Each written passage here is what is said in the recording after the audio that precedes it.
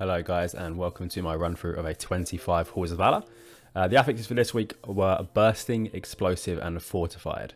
So on the screen you can see my talents. For the key I decided to play into a slightly less funnel orientated build this time, coming out of Elemental Blast in favour of Wind Fury Totem and Crashing Storms. So their two AoE talents are a little bit stronger than say Ellie Blast. Ellie Blast is a lot better if you want to go into like more heavy single target funnel, even in AoE. It ends up being a lot stronger, especially with things like Hailstorm carrying a lot of our AoE in them situations if you really need to funnel into one target. But for this time I'm playing into Wind Fury Totem and Crashing Storms, going for more for a generalized AoE build. No crazy funnel needed in here. Things like Thunder Callers and Mystics and stuff are valuable to get down fast, but I feel like I can do that quite effectively even out of Ellie Blast. So that's what we're playing this key, as you can see. Also on the screen is my damage breakdown as well as my overall damage. Any questions about any of that sort of stuff, feel free to leave a comment or catch me live when I'm live on Twitch. Twitch.tv, let me just forget, it's twitch.tv/KieranBrown_, and that's where you can catch me. I'm doing most keys most days recently, especially when the end of season 1 is still upon us. Not a great start for me there, but I believe at this point there was a very, very high lack of interrupts going out on the first few casts for some weird reason.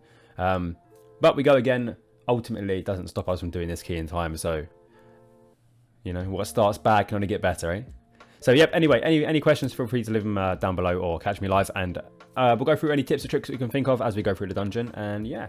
So this first pull generally is on Fortified, probably where it makes or breaks the key for a lot of people. Like, this can be a really, really tough pull.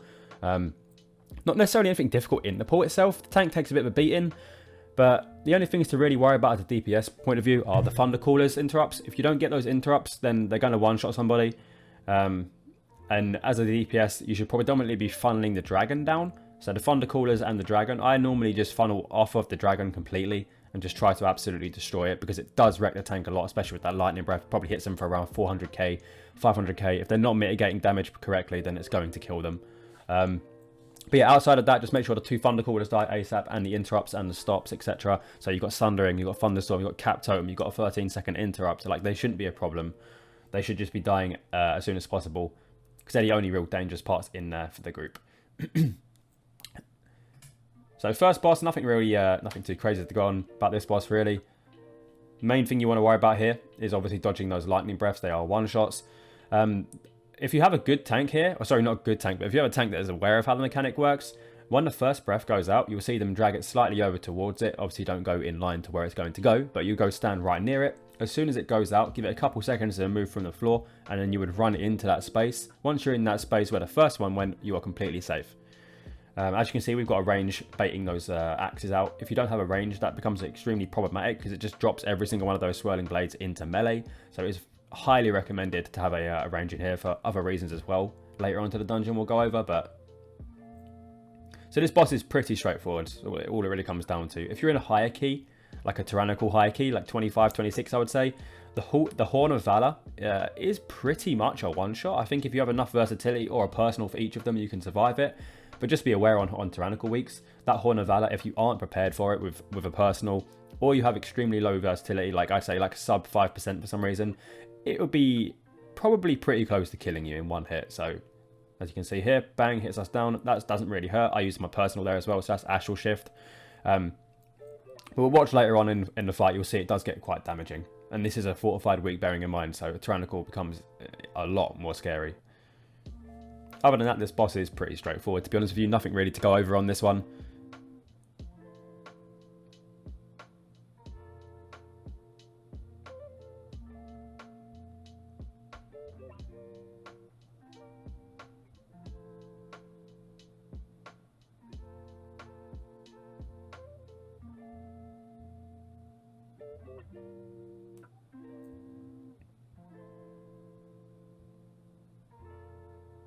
See, as you can see, I guess that's quite low there. Put me down to about 20% of health, I believe. So again, as you can imagine, on a tyrannical week, that is pretty much death. So just to be aware, that's the only real scary thing about this fight. As long as you can bait the breaths correctly, or sorry, not bait them, as long as you can dodge the breaths correctly, that is really the only thing that you have to be hyper aware of when it's coming out, that you have something ready for it. Worst case scenario, if you're in Spirit Wolf instead of Thunderous Paws, you do have the 20% DR from Wolf, so you can sit in Wolf for 4 seconds prior to it. You'd obviously lose a significant amount of damage over the course of the fight, But if you stay alive, of course you're going to do a lot more than you would if you were dead. So as like a last resort, if you have got no astral shift or anything, no earth early to give you stamina increase, that is the way you're going to have to survive that, unless you've got some sort of paladin or something giving you like a sack, or a priest giving you pain suppression, etc. Right, so this pack, as you can see, you have an etch dude, you have two mystics in this one, I believe, and they're the only real scary ones in here. Now this is where the dungeon starts getting a bit more spicy, because I believe it's the champions, no, sorry, the shield maidens do a move called Mortal Hue. Now that is an extremely funky frontal. Like, it's not just any straightforward don't be to the front. Like, don't be to the front or don't be to the sides of that mob, because it's one of those sort of frontals that comes out like a how can I explain that? Like an outwards cone, but it comes out like Crash Lightning would hit, if you know what I mean by that. So basically, when it hits, it goes outwards. So if you're to the side of the mob slightly, it's going to probably clip you and kill you. It is going to be a guaranteed one-shot pretty much in a fortified week, unless you have something like a cheat death. So as this fight is going on consistently, you just never want to be in front of the tank. And it goes pretty much for most of this dungeon, especially until you get to like the Fenrir area. You can't really be in front of the tank at any point here, because most of the packs have them in there. The Mystics do a move called Holy Radiance. That needs to be interrupted every single time, or it fully heals pretty much the entire group. Another move they cast is called a Rune of Healing. That is not that problematic, because the tank can just drag it out of there. They'll take a tiny bit of healing for the second that they're stood in it, unless they get hard stunned in it, which is obviously not ideal. But they'll take a tiny bit of healing, and then the tank can just kite them out of it. That is not problematic at all, really. The main one is Holy Radiance. You have to get that, otherwise you're just going to be on this pack forever. There's two of them casting it. The interrupt is fairly long. I'm pretty sure as most interrupts, sub 20 seconds, you can probably solo the Holy Radiance.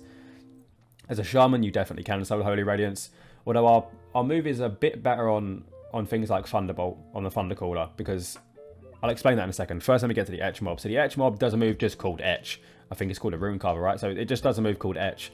That is literally just a channel on somebody that will bleed them down like crazy. You just want to make sure you get that interrupted. A healer can solo that with the kick as well if they have one. And again, most people under 20 seconds interrupt can also just solo that one. So the most important thing about Halls really is just making sure you have interrupts for most of the mobs that are problematic. That would be the Thunder Callers, the Rune Carvers, and the Mystics throughout the entire dungeon is pretty much the same ones.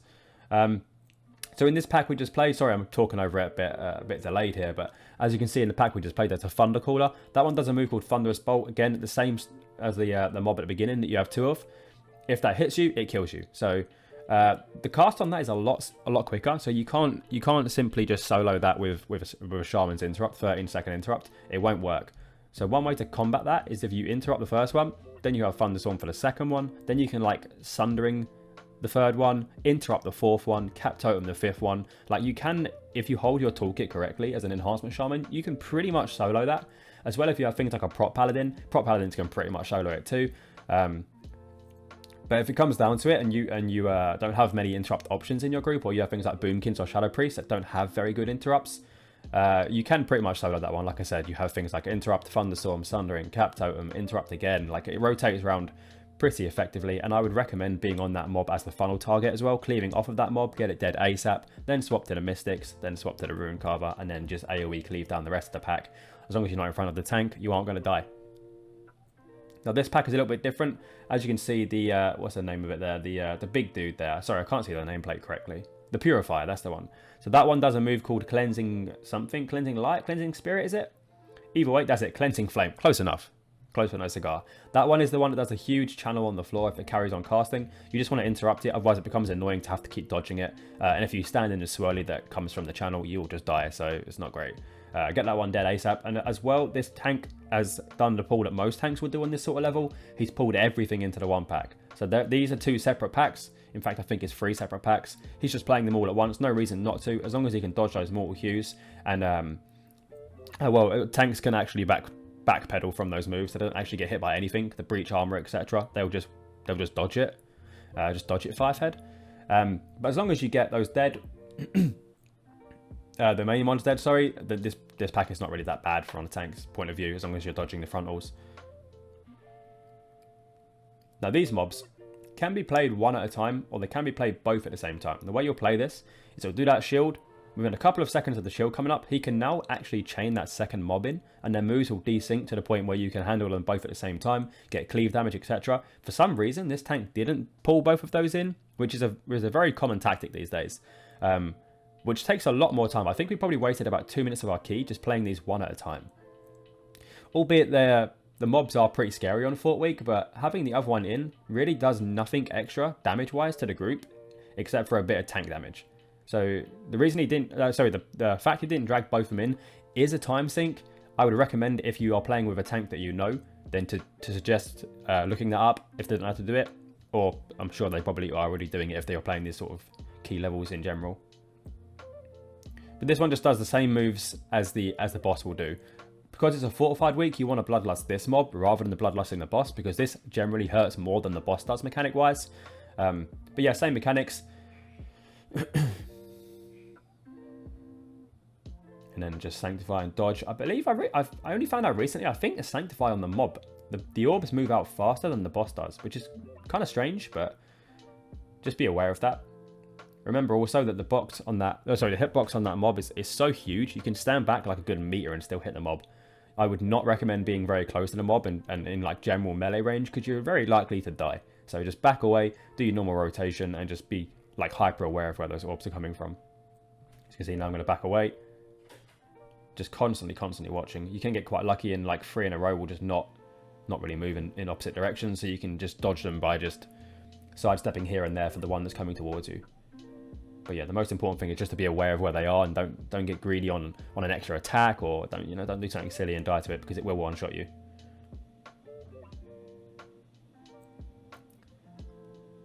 Now, we didn't bloodlust this mob here. This is where you would normally build bloodlust. On that previous shield dude, you'd bloodlust that. We didn't have bloodlust here because we were way too fast for some reason. I think our damage was just insane up to this point, or we were chaining faster than usual. Either way, we didn't have bloodlust ready for the mob, so we are just going to send it on the boss. As you can see, we just sent it here. Again, I want to iterate, on a fortified week, you would not use it on the boss pool necessarily. You would use it on that first shielded mob, because it will hurt more than the boss does in itself. Now, the boss does the same mechanics as the 2 mobs we just played. Nothing really crazy to report here. The only thing you need to be really aware of is it will do a tank frontal, knock the tank flying. If you're in that, you get knocked flying as well. But obviously, you're not as strong as a tank, so you will die, he will not.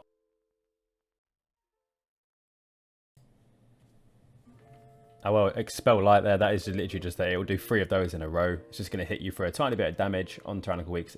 Probably a bit more than a tiny bit of damage, but as you can see, the last one there is going to overclip with the Eye of the Storm. Can be a bit funky, as long as you go to the back end of the shield and let the other person kind of take the edge there.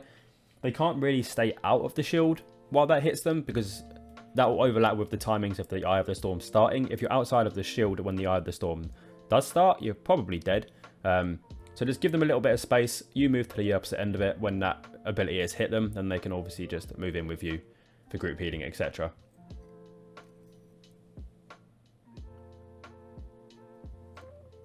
And again, this boss will just literally rotate through these 2 abilities, as well as the additional things like the tank frontal and the little hit there we just saw. But other than that, the boss is pretty straightforward. The worst thing about this boss is the fact that on Tyrannical, it does just absolutely fuck. Like, it is a really heavy boss, especially in terms of healing output for your healer.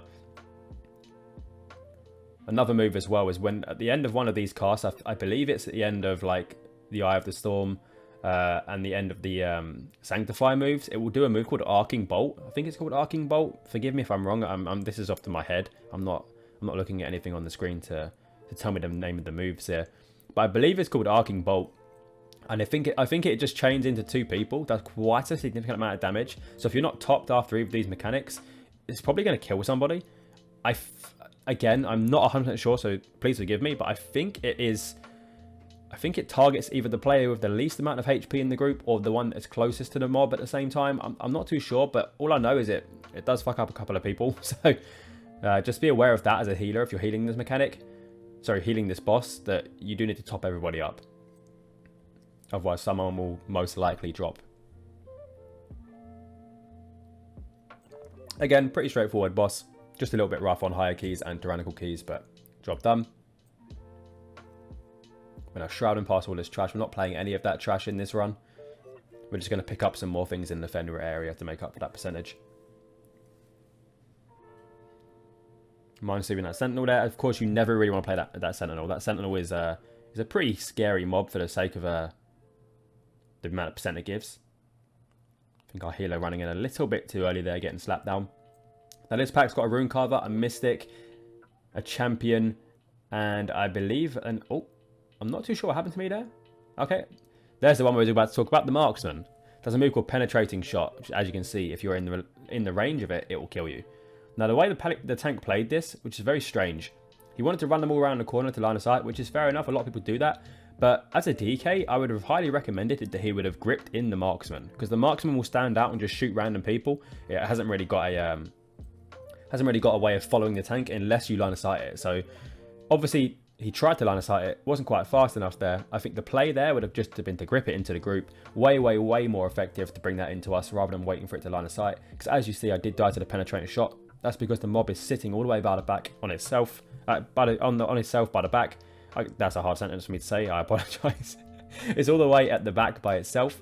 Hard casting penetrating shot, which I believe is like a 4 or 5 second channel. But once that move does finish the channel, if you don't see it in time, it literally just blasts an arrow forward. If you're in the line, it'll kill you. So I didn't even see it at the back there, didn't realise it was casting it, killed me. Not really a good time.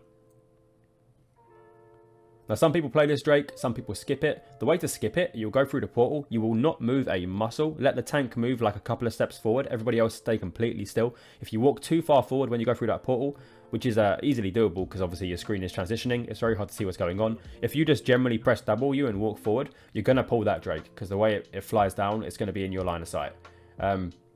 So the way to make that not pull is you just stand there, you don't move a muscle, wait for the tank to trigger it, then you run. Without moving forward, you run to the right and then jump over that mountain like you saw. Now we're on to Fenrir. Again, a bit of a scary boss, even though it's not tyrannical, it can still really hurt. Making sure every single person in the party is inside melee for that claw frenzy.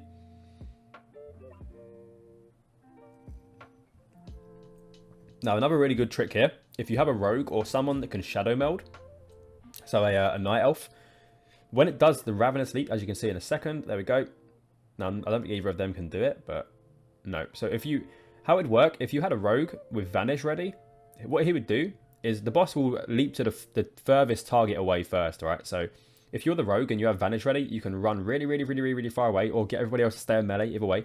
As long as you're the furthest person away, and as the boss leaps to you, you press your Vanish. It won't hit you. It won't trigger anything like after that, additional jumps, etc. It will just reset the jump. Same with Shadow Meld. If you let the boss jump to you as the furthest person away first, you Shadow Meld as it jumps, it will literally just reset it for you. Which is a very handy trick here, because then the leap will not give you a bleed. As you can see, me and Easy, the healer there, well, for a split second, sorry, the boss transition there. But as you can see, when the leap hits you, if it does hit you without that Vanish or Shadow Meld trick, it will give you a pretty nasty bleed that will last the entire time until the next leap happens. So it's like a continuous bleed. I think things like Evokers and stuff can purge one of those off, removing the bleed. But if you can generally avoid having those go out, it is extremely beneficial for your healer on this fight. Especially on tyrannical keys. I think it's pretty much a must to have something like that on a tyrannical key. As you can see, he's done it there. So the rogue went furthest out, vanished. Now no one has the bleed at all. So now all you have to deal with is the claw frenzies and the scent of blood in this phase. Now if you're playing it like we are, when we're not playing the wolves first, we're playing the boss first, then you can use the cave to run in with scent of blood.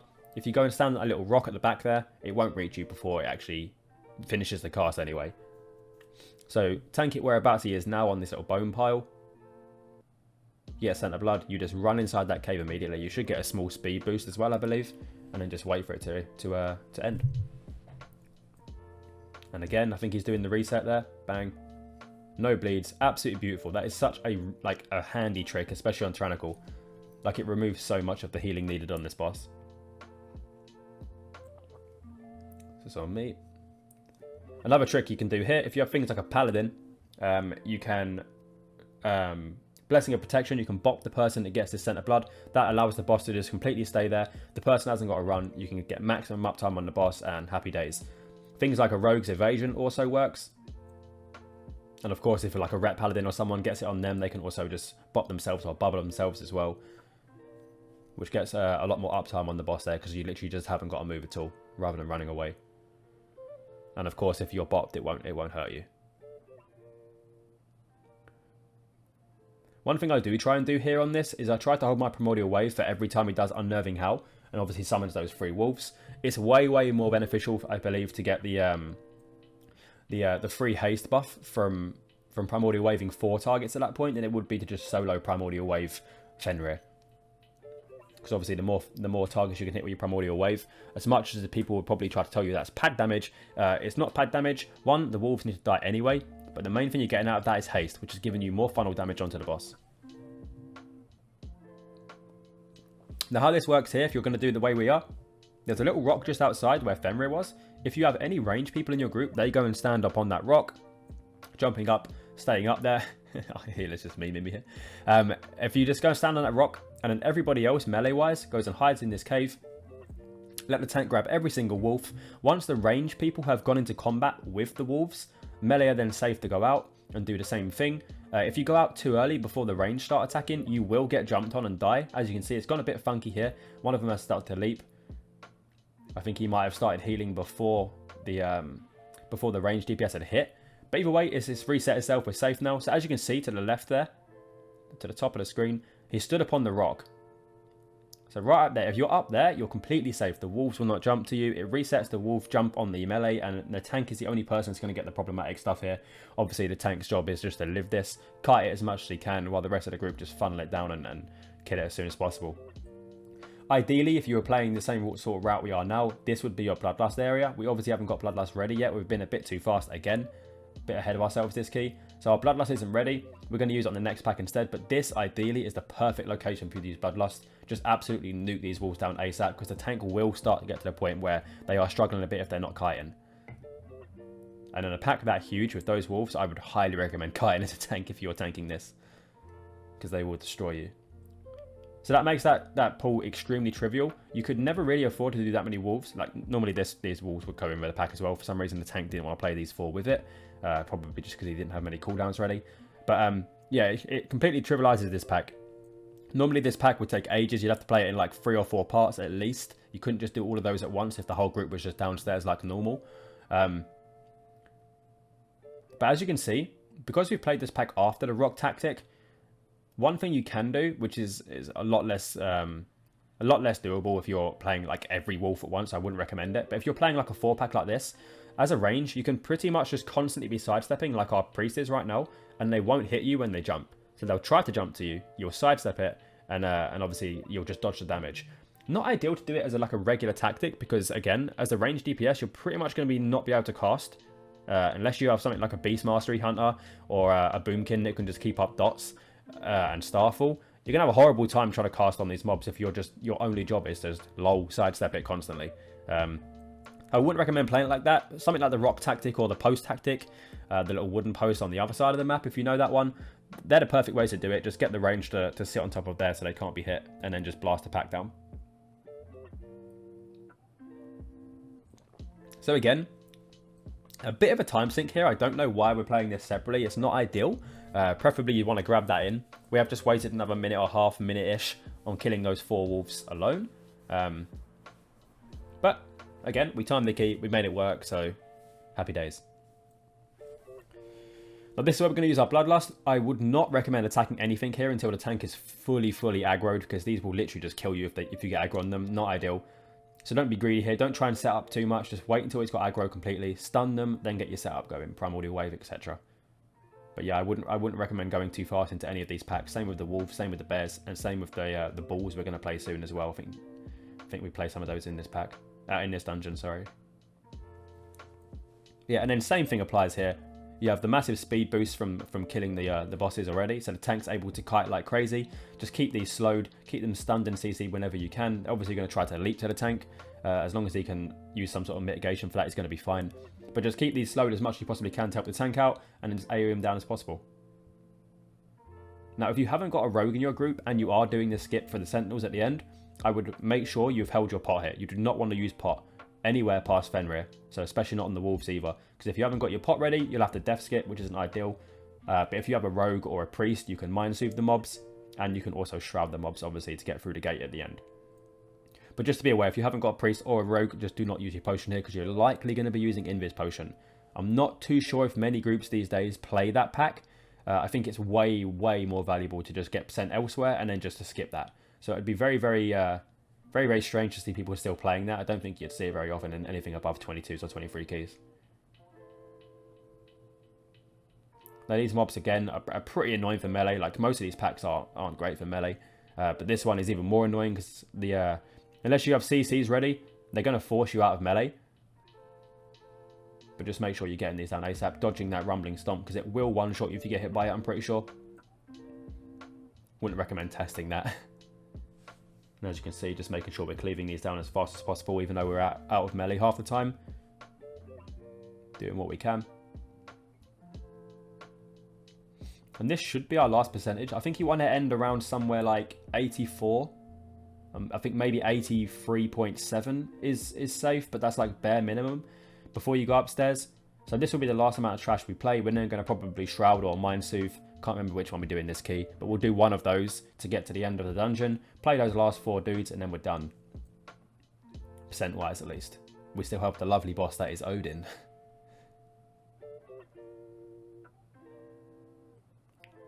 Now skipping this dragon again. Normally you would go up this way and skip it, or at least this is what I've done in previous keys. The rest of the group didn't like my idea, so we went the other way and skipping this way instead.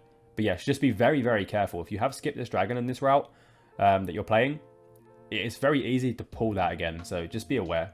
Just take that a bit slow. Don't risk pulling that. If you pull that, it's probably fucked. Yep, and now we're shrouding. I'm not too sure if the group's grabbed beers here. You can grab the beers to activate all of the Vikings at the same time. Can be scary on Fortified Week, but if you've got a tank that is competent and able to deal with it, it's very doable. Saves a hell of a lot of time to activate them all at the same time. So how that would work is you would grab the beers from downstairs before you shroud. You would throw them on the Vikings at the same time, usually with like a 5-second pull timer from the tank. Everyone gets the same timer, everyone throws at the same time. And then when the beer wears off, like the beer effect, you quickly interact with the mob before it runs back to its normal location, and then you can activate all of them at once, rather than playing one at a time. It saves a lot of time. Like I said, you can cleave them down at the same time, etc. I think we've done it there. We're going to play 2 at the same time, maybe. So as you can see, 1 is going to activate. You've got Mug of Mead, King Holdor on my bars there, on my countdowns. So when that wears off, he's going to try to run back to where he was. As you can see, he's currently fighting the one we're fighting. Not doing any damage to it, but the animation there is showing. And now he's going to try and run back. He's going to quickly interact with him before he moves, and bang, he's activated again. Whereas normally you wouldn't be able to talk to that King Holdor until King Ranulf was dead. So the fact you can activate him early is just really, really good with cleave.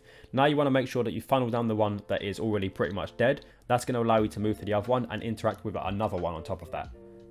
Whereas if you didn't kill Ranulf, you won't be able to talk to the others. So in terms of speeding up the key there, you want to get that main one dead, just so you can carry on interacting, carry on cleaving, more targets the better. Same again, King Holdor is now the main priority target because he was the last one to be talked to.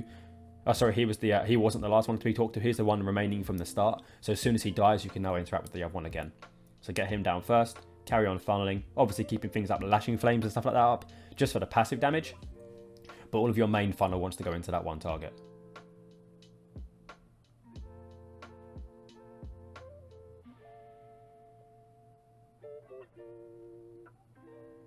Make sure we're getting the interrupts on those unruly yells. They are pretty... I believe they're like pretty much a one-shot on the whole group on a Fortified Week. It does insane damage at least.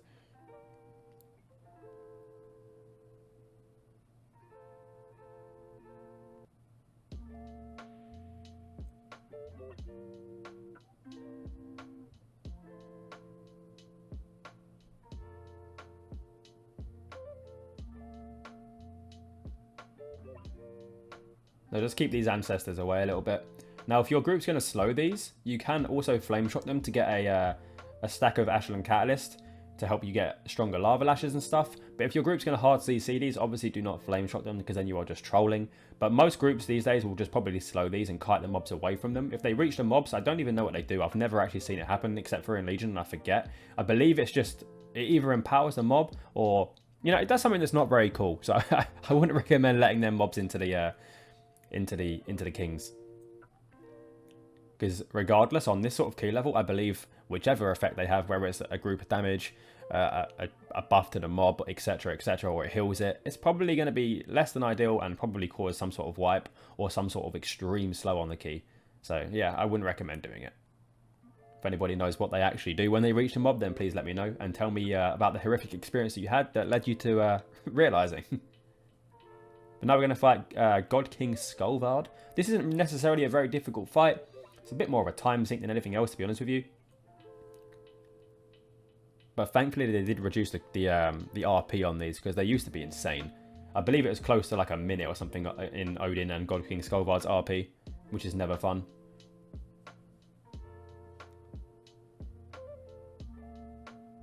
Now, one thing you can do here, so it's going to do a move called Ragnarok where it puts the shield up. I'm sure you guys are probably aware of that move already. It's going to do Ragnarok, and then after that, he's going to take the shield from you. He's going to do his own version of Ragnarok, where you stand behind him instead. When he does that, he's going to summon these 3 little fell elementals. Now, you can Primordial Wave on pull here, and then when them fell elementals appear, you have like 10 seconds left on your Primordial Wave before you can use it. I would recommend doing that. But if you have extremely heavy cleave in your group, and things that are going to just obviously AoE these mobs down fast, these ones here, Flame of Woes, if they're going to die extremely fast, I would recommend more so holding Primordial Wave for this phase, getting the 4 stack of Primordial Wave out, and funneling all of that haste and that Ashen Catalyst Lava Lashes into the boss. They are very, very good funnel targets. A good group will probably not AoE here and let you funnel if you have a funnel class, because it is extremely valuable. They don't really do any damage. They don't really do anything to the group. They're just there.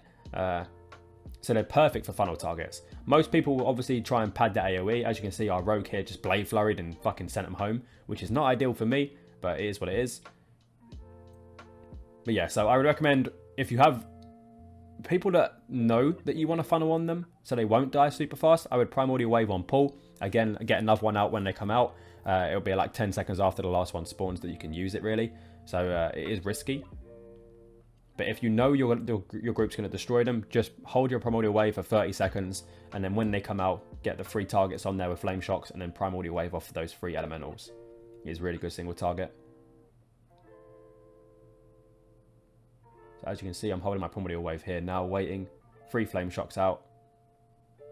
And now I can send it.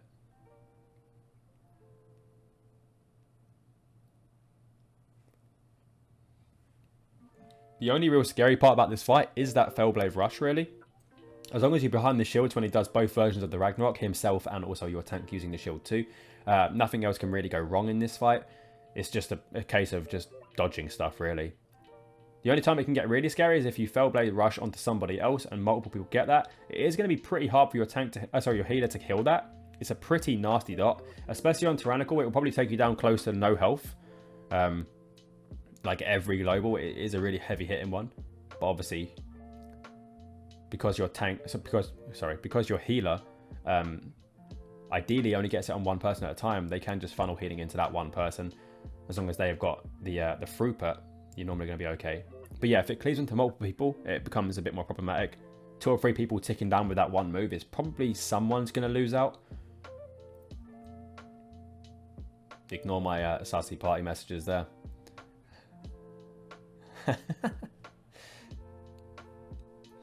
Okay, so now we have 4.5 minutes left for Odin.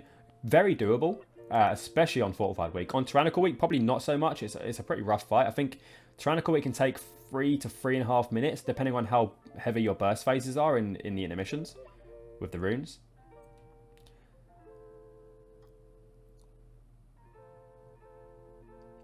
So how this boss is basically going to work is obviously you're going to try and bait the first few swirlies into the area we're stood in now to make the room a little bit cleaner, a little bit easier to manage.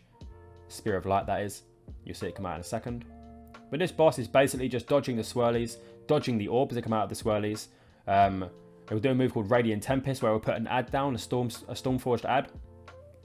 You want to run away from the massive circle that is the Radiant Tempest. As you can see, it's going to start in now. The ad's just spawned behind me there at the bottom of the screen. We're going to grip it in. Now we're going to run, and you just want to make sure that as you're running out, you're interrupting that move called Surge. Because if that Surge goes out, it's going to kill your group. It's going to just put a really nasty bleed on the group. And at the same time as the things like Spear of Light's going down, as you can see, when this hits, it does group damage. And that only gets stronger throughout the fight. So the longer you're in this fight, the more those Spear of Lights are going to start chunking your group down. So now you can see, running to the rune, get there ASAP. The one way to handle this is I would either recommend having Earth Ellie out with your health potion ready, or I would Astral Shift it. Or I would hold Maelstrom for every time you're running with the rune, because you want to get to your rune ASAP, but on high tyrannical keys, you will bleed out so extensively fast, you have to have something ready, or you probably won't make it to your rune before you die anyway. So I would say, I would recommend holding Maelstrom, health potion at the ready, like at the fingers. Don't be risking like not hitting the correct keybind. Just run to your rune and be ready to health potion there. Take 2 ticks, then health potion, then you should be safe to get there within another 2 or 3 ticks. Or like I said, astral shift or something. Just make sure you're not relying on your healer to keep you alive there, because that's a really, really silly mistake, because the healer will have his own thing to worry about, i.e. getting to his own rune, and 5 people extensively bleeding out. That is not going to be your healer's job to keep you alive. Things like revival and stuff like that might help, right? But I really wouldn't rely on your healer to keep you alive there. That is kind of on you. Once you get to the rune, you obviously bloodlust, pop CDs, potion, everything. This is your burn phase. So I believe you have like 100% increased damage on this phase, or something insane. So this is your burn phase. This is where you want to get the most damage out. Boss obviously dies at 80%. So the quicker you can get him there, the better. But yeah, like I said, as the Spear of Lights continue to hit, they're going to get stronger and stronger and stronger. So if you can afford to, I would say it's probably more beneficial to, as you run to the first rune, keep things like a health potion or Maelstrom, because you're going to want to start using your things like Astral Shift to keep yourself alive in these sort of phases. If you don't kill the boss in this one phase, which in these sort of key levels is probably not doable, and if it is, it's extremely unlikely, especially in pug groups, I would say to start saving your Astral Shift for when you get to these later phases here, because the Spear of Lights now are really going to start getting close to one-shots. Unless you have some real, like, there's me getting hit like an idiot, I'm dying, but luckily I have my lovely cooldown, that is Ank. But yeah, as you start getting to these phases, unless you've got something like a healer's, to be fair, there's not many things that can keep you alive. I mean, priest shield and stuff is great, but most of the time the hit's going to be so heavy in this sort of area, unless you have a personal, you probably are going to die. See, there's my personal there. Well, that wasn't my personal, I think I just got lucky. Anyway, the key's done there. But yeah, as you can see, the priest and the monk very, very nearly died. So, yep. That is all. And thank you very much for watching. If you have any questions about any of that run through, then just give me a shout. Sorry, I know I blabber a lot throughout the entire key. A lot of it probably goes over your head because it's kind of gone past the point where you're trying to hear. But yeah, any questions, let me know, and I'll see you in the next one. Thanks, guys. Bye.